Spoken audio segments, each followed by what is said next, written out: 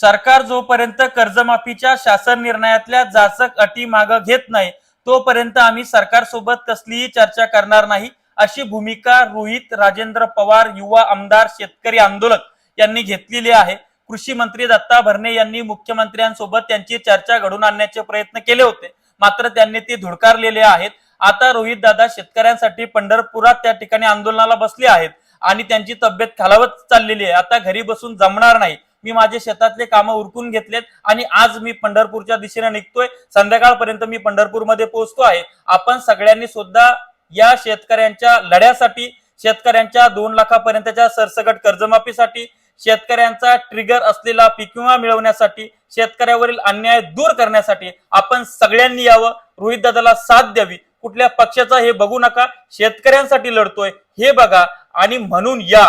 मला आव्हान करायचंय की उठ मर्दा उठ, आवळून घे मूठ आणि हान या सरकारच्या टाळक्यात पायामधला बूट। त्याच्यामुळं आता पेटवू सारे रान, आता उठवू सारे रान, शेतकरी मायबापांच्या हक्कासाठी लावू पणाला प्राण।